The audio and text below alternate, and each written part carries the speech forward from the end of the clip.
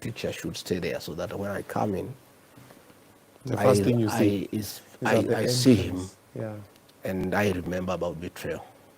So when people come to see me here, I look at them very closely. Because when I look at him, I remember how he betrayed me. okay.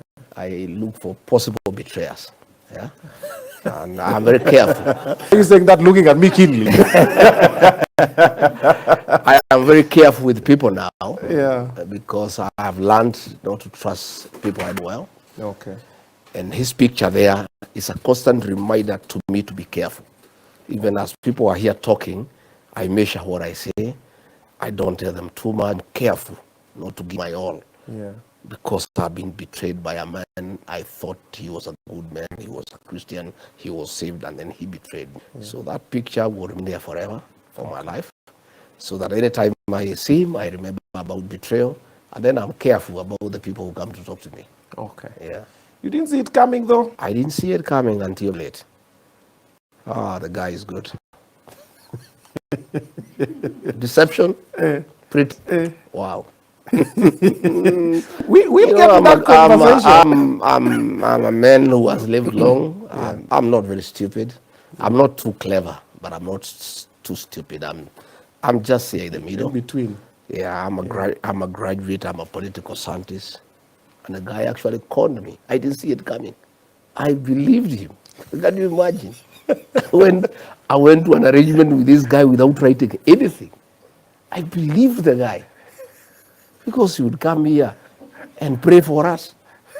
And there is a pastor in this house. And the guy is the one who wants to pray, you know. So you know, I've really never been taken in by somebody in my life. Okay. This guy is amazing, you know, in terms of deception and conmanship. Wow. He's in a class of his own. But here I am. I'm a better person. I'm very careful. Okay. I don't take sweet language anymore for what it is. Andika chini. Hakuna mtu mimi naweza kubaliana na chochote leo bila kuandikania. Na kuwe na mashahidi na mawakili na copies. I cannot. Never. Haukuwa na hata document moja? Nothing. Word of mouth? Word of mouth. I got you, good. You got me, let's go. The guy would even come here and cry. Tears. Yeah. I'm telling you. Machozi hivi. Machozi.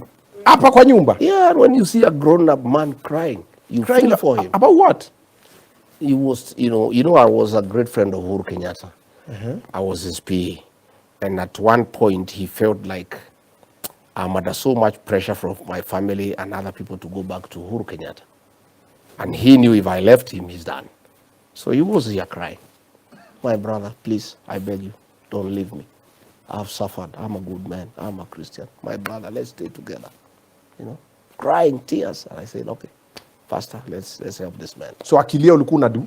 I was in shock. Hata serviette?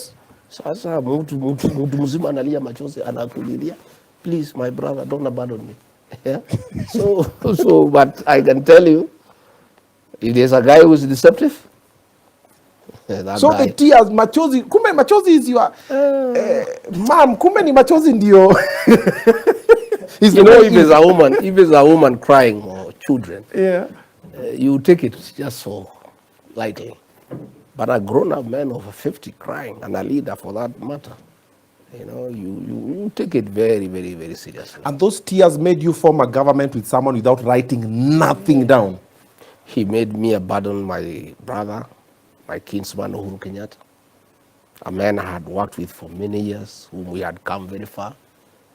And he conned me to abandon my own brother and friend through deception. But that's a story for another day. But we are better people.